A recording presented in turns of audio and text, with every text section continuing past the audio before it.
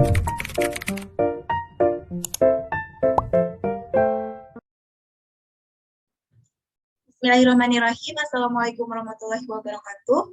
Alhamdulillahirrahmanirrahim. Pertama-tama, marilah kita panjatkan puji syukur kehadirat Allah Subhanahu wa Ta'ala, karena atas berkat rahmat dan karunia-Nya, kita masih diberi kesempatan untuk melaksanakan presentasi pada hari ini.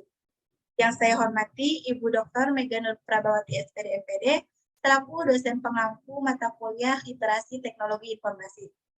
Pada presentasi hari ini, kami akan membahas materi mengenai dimensi teknologi informasi dan komunikasi serta cara kerja komputer digital. Namun, sebelum itu, izinkan saya memperkenalkan diri terlebih dahulu. Perkenalkan, nama saya Siti Anissa Anggreni dengan NPM 212151113. Saya di sini ditemani oleh beberapa rekan saya. Yang pertama ada Padlia Khairani dengan NPM 212151080. Lalu yang kedua ada Heber Ferdinand Hampun dengan NPM 212151086. Yang ketiga ada Marda Dila Abdi Pratiwi dengan NPM 212151101. Dan yang terakhir ada Hamidah Haryati dengan NPM 212151111. Nah, baik, untuk mempersingkat waktu, kita langsung saja masuk ke materi yang pertama, yaitu mengenai dimensi teknologi informasi dan komunikasi. Dimensi teknologi dan informasi yang pertama akan kita bahas, yaitu mengenai pengertian teknologi informasi dan komunikasi. Secara terminologi, pengertian TIK adalah suatu proses dalam menyampaikan informasi melalui pengolahan data yang melibatkan pengiriman dan penerimaan informasi dengan menggunakan simbol tertentu. Dari penjelasan definisinya, terdapat dua aspek yang terdapat dalam TIK. Yang pertama yaitu teknologi informasi, di mana teknologi informasi ini yaitu semua hal yang berhubungan dengan proses, rekayasa, penggunaan alat bantu untuk memproses data, dan pengelolaan informasi. Lalu yang kedua ada teknologi komunikasi, yaitu semua hal yang berhubungan dengan penggunaan alat bantu untuk melakukan proses transfer data dari suatu perangkat ke perangkat lainnya. Adapun pengertian TIK menurut beberapa ahli. Yang pertama ada menurut Puskurdiknas Indonesia. Menurut Puskurdiknas Indonesia, TIK atau Teknologi Informasi Komunikasi adalah suatu rangkaian struktur yang saling berkaitan antara satu sama lain, di mana di dalamnya terdapat aktivitas proses, kelola, manipulasi, dan transfer data maupun informasi dari suatu media ke media lainnya. Lalu, pengertian menurut ahli selanjutnya yaitu menurut Anata Sanai. Menurut Anata Sanai, pengertian TIK adalah suatu alat yang digunakan oleh manusia untuk mendapatkan informasi atau pengetahuan dari orang lain. Lalu yang ketiga ada menurut Eric Dixon. Menurut Eric Dixon, pengertian TIK adalah kebutuhan manusia dalam melakukan proses mengambil dan memindahkan, mengolah dan memproses suatu informasi dalam konteks sosial yang menguntungkan diri sendiri dan masyarakat secara keseluruhan. Nah, dari beberapa definisi tersebut dapat kita simpulkan bahwa teknologi informasi dan komunikasi adalah suatu rangkaian alat teknologi yang berhubungan dengan pengambilan, pengumpulan, pengolahan, penyimpanan, penyebaran, dan penyajian informasi yang digunakan oleh manusia untuk mendapatkan pengetahuan dan informasi. Adapun sejarah dari teknologi informasi dan komunikasi. Ada beberapa tonggak perkembangan teknologi yang secara nyata memberi sumbangan terhadap perkembangan TIK hingga saat ini. Yang pertama adalah temuan telepon oleh Alexander Graham Bell pada tahun 1875. Temuan ini kemudian berkembang menjadi pengadaan jaringan komunikasi dengan kabel yang meliputi seluruh daratan Amerika, bahkan kemudian diikuti pemasangan kabel komunikasi transatlantik. Jaringan telepon ini merupakan infrastruktur masif pertama yang dibangun manusia untuk komunikasi global. Memasuki abad ke-20, tepatnya antara tahun 1910 sampai 1920, perkembangan TIK atau teknologi informasi dan komunikasi ditandai dengan sebuah transmisi suara tanpa kabel melalui siaran radio AM yang pertama. Komunikasi suara tanpa kabel ini pun segera berkembang pesat. Kemudian diikuti oleh transmisi audiovisual tanpa kabel yang berwujud siaran televisi pada tahun 1940-an. Komputer elektronik juga sebagai wujud perkembangan TIK beroperasi pertama kali pada tahun 1943.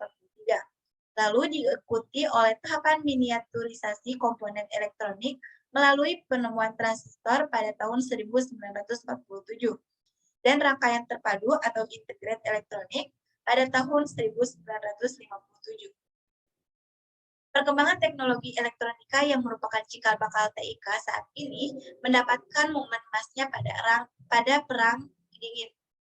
Pada era perang dingin, di mana persaingan iptek antara blok barat atau Amerika Serikat dan blok timur yang dulu itu adalah Uni Soviet justru memacu perkembangan teknologi elektronika lewat upaya miniaturisasi rangkaian elektronik untuk pengendali pesawat ruang angkasa maupun mesin-mesin perang. Miniaturisasi komponen elektronik melalui penciptaan rangkaian terpadu pada puncaknya melahirkan mikroprosesor, di mana mikroprosesor inilah yang menjadi otak perangkat keras komputer dan terus berevaluasi sampai sekarang. Perangkat telekomunikasi berkembang pesat saat teknologi digital mulai digunakan menggantikan teknologi analog. Teknologi analog mulai terasa menampakkan batas-batas maksimal pengeksplorasiannya.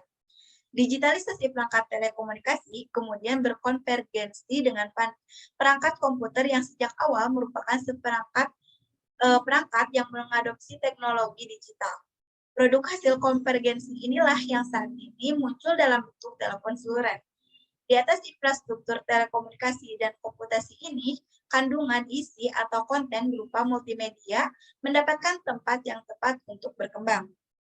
Konvergensi telekomunikasi komputasi multimedia inilah yang menjadi ciri abad ke-21, sebagaimana abad ke-18 dicirikan oleh revolusi industri. Nah, mungkin sekian yang dapat saya sampaikan. Untuk materi selanjutnya akan disampaikan oleh Padlia. Kepada Padlia, saya persilahkan.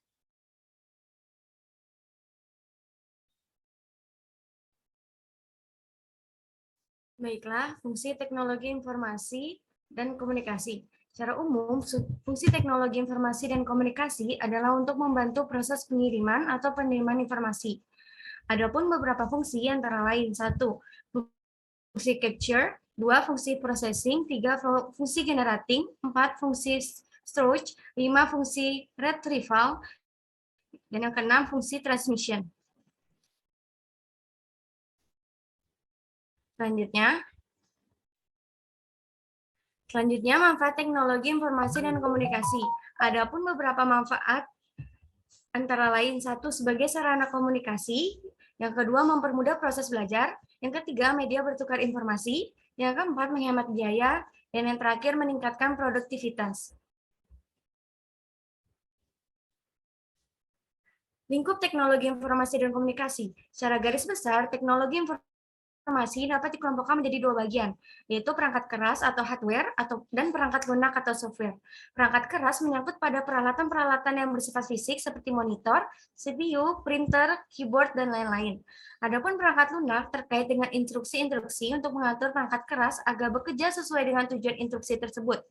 Hank membagi teknologi informasi menjadi 6 kelompok, yaitu 1. Teknologi masukan atau input teknologi, kedua teknologi keluaran atau output teknologi, yang ketiga teknologi perangkat lunak atau software teknologi, yang keempat teknologi penyimpanan atau storage teknologi, yang kelima teknologi telekomunikasi atau telecommunication teknologi, dan yang terakhir mesin proses processing mesin atau lebih dikenal dengan istilah CPU.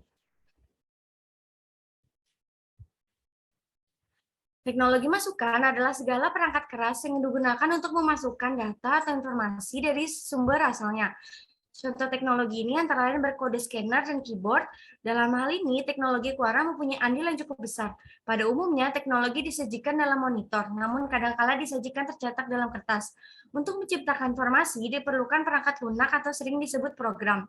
Program adalah sekumpulan instruksi yang digunakan untuk mengendalikan perangkat keras. Perangkat keras seperti komputer. Komputer penyimpanan segala peralatan yang digunakan untuk data. Contoh media penyimpanan adalah tape, hard disk, dan flash disk. Mesin prosesan adalah bagian penting dalam teknologi informasi yang berfungsi untuk memproses dan mengambil data atau program dan mengeksekusi program berupa komponen CPU. Mungkin hanya ini yang bisa saya sampaikan, saya kembalikan kepada moderator.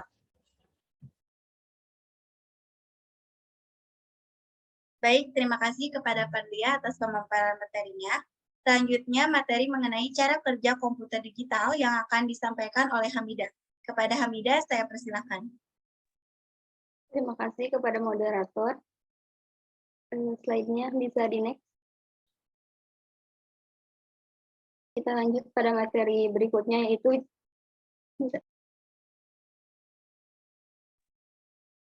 cara kerja komputer digital.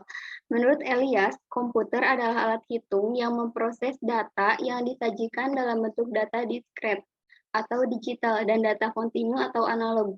Selain itu, komputer juga merupakan sebuah alat elektronik yang mampu melaksanakan tugas, diantaranya adalah menerima input, memproses input sesuai dengan programnya, menyimpan perintah-perintah dan hasil pengolahan, serta menyediakan output dalam bentuk informasi. Namun ternyata tidak banyak orang tahu tentang bagaimana cara kerja komputer. Cara kerja komputer secara garis besar terbagi ke dalam 3 golongan, yaitu yang pertama input, kemudian yang kedua proses, dan yang ketiga output.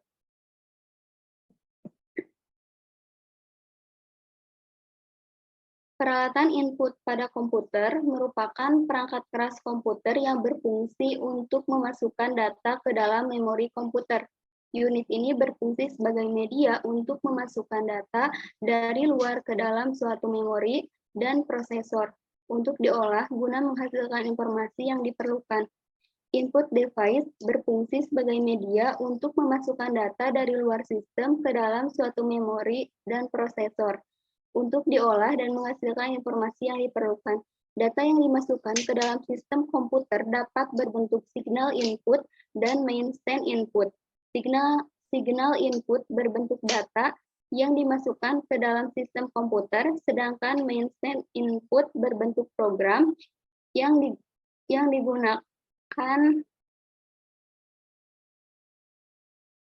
untuk mengolah data yang dimasukkan. Jadi input device selain digunakan untuk memasukkan data, dapat pula digunakan untuk memasukkan program.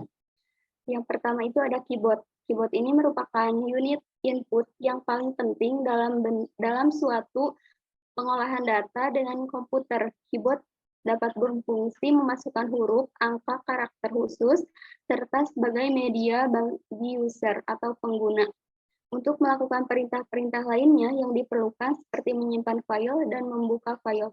Kemudian yang kedua itu ada mouse. Mouse adalah salah satu masukan atau input device. Fungsi alat ini adalah untuk perpindahan pointer atau kursor secara cepat.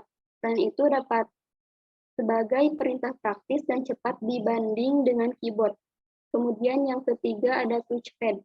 Untuk memasukkan ini biasanya dapat kita temukan pada laptop dan notebook, yaitu dengan menggunakan sentuhan jari. Biasanya unit ini dapat digunakan sebagai pengganti mouse.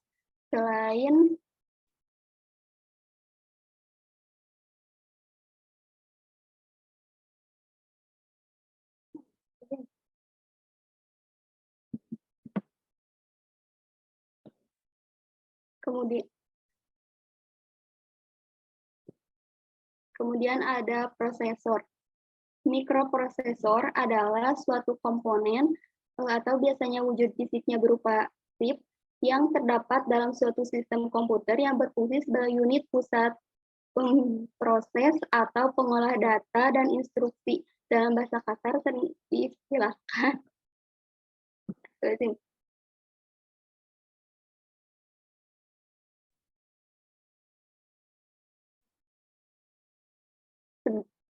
sebagai otak komputer. Mikroprosesor ini umumnya terpasang pada motherboard. Penulisan kata prosesor sering disingkat UP atau UP. Istilah mikroprosesor juga disebut dengan nama prosesor atau CPU. Proses golongan 86 yang digunakan untuk PS biasanya terdiri dari beberapa komponen penting, antara lain yang pertama unit kontrol, yaitu bagian yang berfungsi mengatur jalannya program. Kemudian yang kedua unit eksekusi, yaitu bagian yang melakukan operasi terhadap data yang terdiri dari yang pertama arithmetic logical unit atau unit logika dan aritmatika. Komponen ini berfungsi sebagai tempat memproses data dengan cara memanipulasi informasi dan mengevaluasi hasilnya. AL ini dapat melakukan operasi-operasi tertentu, misalnya penjumlahan, perkalian, pengurangan, dan lainnya. Mungkin sekian materi dari saya serahkan kembali kepada moderator.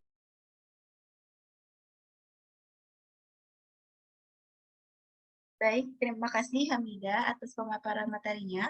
Materi selanjutnya yaitu akan disampaikan oleh Heber. Kepada Heber, saya persilakan. Terima kasih atas waktunya.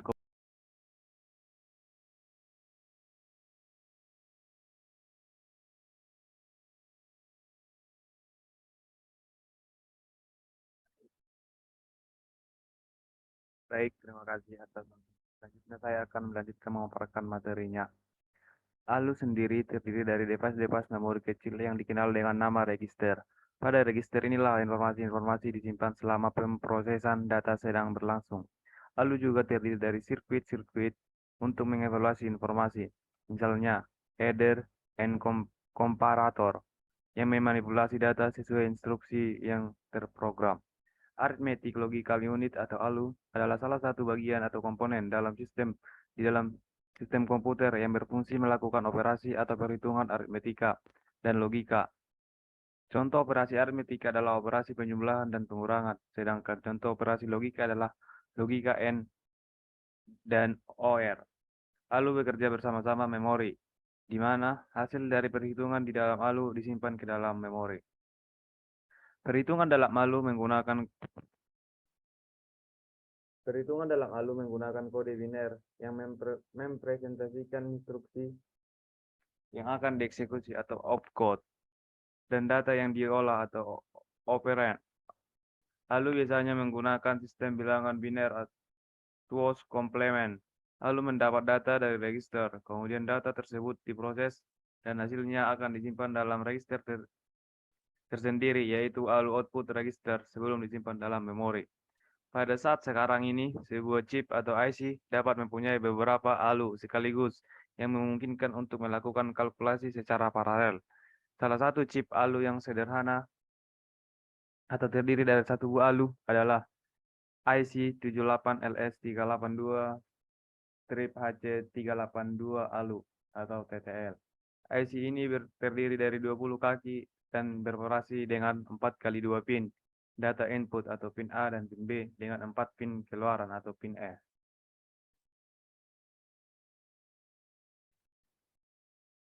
Arithmetical Logical Unit atau ALU berfungsi. Arithmetical Logical Unit atau ALU, fungsi unit ini adalah untuk melakukan suatu proses data yang berbentuk angka dan logika, seperti data matematika dan statistika. ALU terdiri dari register-register untuk menyimpan informasi. Tugas utama dari ALU adalah melakukan perhitungan aritmetika, matematika yang terdiri sesuai dengan instruksi program. Rangkaian pada ALU yang digunakan untuk menjumlahkan bilangan dinamakan dengan header. Header digunakan untuk memproses operasi aritmetika. Header juga disebut dengan rangkaian kombinasi aritmetika. Ada 3 jenis header. Yang pertama, rangkaian header dengan menjumlahkan 2 bit disebut half header. Yang kedua, rangkaian header dengan menjumlahkan 3 bit disebut full header. Yang ketiga, rangkaian header yang menjumlahkan banyak bit disebut parallel header. FPU atau Floating Point Unit. Komponen ini berfungsi untuk memproses data berupa bilangan floating point. Sekumpulan daftar yang dapat digunakan untuk menampung data maupun hasil perhitungan yang belum selesai dengan sempurna. Komponen ini terkadang terdapat dalam CPU, tetapi tidak semuanya. Memori internal CPU biasanya berupa cache, seringkali disebut dengan istilah cache memory. Sekarang ini, proses-proses modern sudah dilengkapi komponen ini, sedangkan prosesor lama banyak yang tidak memilikinya.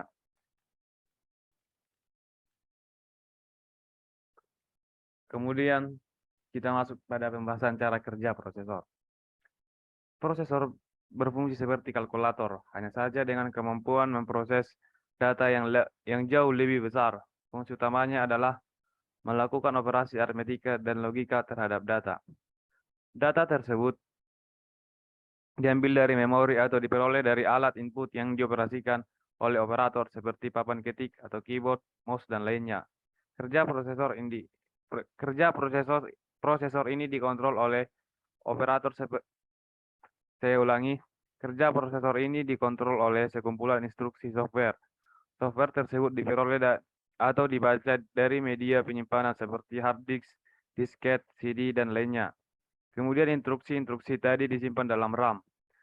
Setiap instruksi diberi alamat unik yang disebut alamat memori. Untuk selanjutnya, prosesor akan mengakses data-data yang ada pada RAM dengan cara menekan alamat data yang dikehendaki. Prosesor dan RAM dihubungkan oleh unit yang disebut bus. Saat sebuah program dijalankan, data akan mengalir dari RAM melalui bus menuju ke prosesor. Dalam prosesor, data ini dekode, kemudian berjalan ke ALU yang bertugas melakukan kalkulasi dan perbandingan. Kadang-kadang, data disimpan sementara di register agar dapat diambil kembali dengan cepat untuk diolah. Setelah selesai, hasil pemrosesannya mengalir kembali ke RAM atau ke media penyimpanan. Apabila data hasil pemrosesan tadi akan diolah lagi, maka data tersebut akan disimpan dalam register. Sekian yang dapat saya sampaikan, saya kembalikan kepada moderator. Baik, terima kasih kepada Heber atas pemaparan materinya. Materi selanjutnya akan disampaikan oleh Marda. Kepada Marda, saya persilakan. Baik, terima kasih kepada moderator yang telah mempersilahkan saya untuk melanjutkan materinya. Lanjut, yaitu bilangan yang ditangani oleh prosesor. Terdapat dua macam bilangan yang ditangani oleh prosesor, yaitu bilangan fixed point dan bilangan floating point. Bilangan fixed point adalah bilangan yang memiliki nilai digit spesifik pada salah satu titik desimalnya. Hal ini akan membatasi jangkauan nilai yang mungkin untuk angka-angka tersebut. Namun, hal ini justru dapat dihitung oleh prosesor. Sedangkan bilangan floating point adalah bilangan yang diwujudkan dalam notasi ilmiah, yaitu berupa angka pecahan desimal dikalikan dengan angka 10 pangkat bilangan tertentu. Misalnya, 705,2944 dikali 10 pangkat 9 atau 4,3 kali 10 pangkat negatif 7. Cara penulisan angka seperti ini merupakan cara singkat untuk menuliskan angka yang nilainya sangat besar maupun sangat kecil. Bilangan seperti ini banyak digunakan dalam pemrosesan grafik dan kerja ilmiah. Proses aritmatika bilangan floating point memang lebih rumit dan prosesor membutuhkan waktu yang lebih lama untuk mengerjakannya, karena mungkin akan menggunakan beberapa siklus detak atau clock cycle prosesor. Oleh karena itu, beberapa jenis komputer menggunakan prosesor sendiri untuk menangani bilangan floating point. Prosesor yang khusus menangani bilangan floating point disebut dengan floating point unit atau FPU, atau disebut dengan nama math coprocessor. FPU dapat bekerja secara paralel dengan prosesor.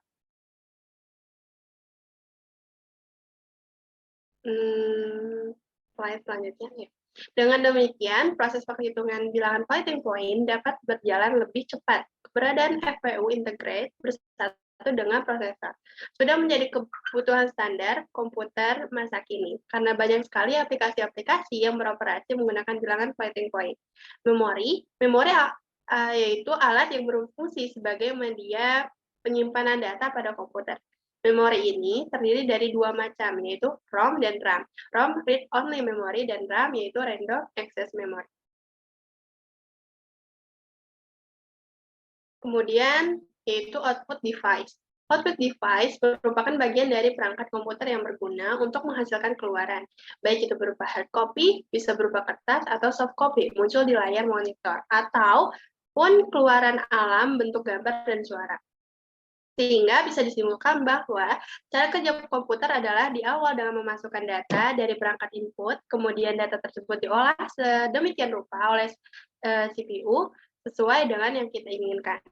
Data yang telah diolah CPU akan disimpan ke dalam memori komputer atau biasa disebut dengan disk.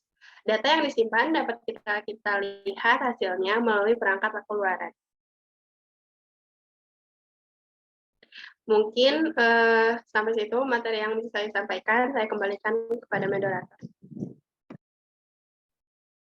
Baik, terima kasih kepada Marda atas pemaparan materinya. Mungkin sekian pemaparan materi dari kelompok kami.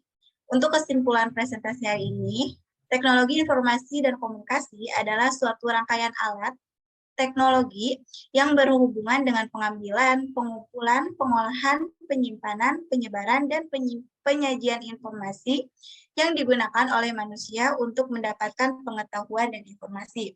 Dengan fungsi-fungsi yang sudah disebutkan tadi, yaitu ada fungsi capture, processing, generating, store, retrieval, dan transmission. Dan juga beberapa manfaat, yaitu sebagai sarana komunikasi, mempermudah proses belajar, media bertukar informasi, menghemat biaya, meningkatkan produktivitas. Dan tadi juga disebutkan bahwa cara kerja komputer digital secara umum itu ada 3, yaitu input, output, dan output. Nah, mungkin sekian pemaparan materi dari kelompok kami. Semoga apa yang kami sampaikan dapat menambah pengetahuan baru, dan mohon maaf bila masih ada salah-salah. Sekian dari kami. Billahi taufiq wal hidayah. Wassalamualaikum warahmatullahi wabarakatuh.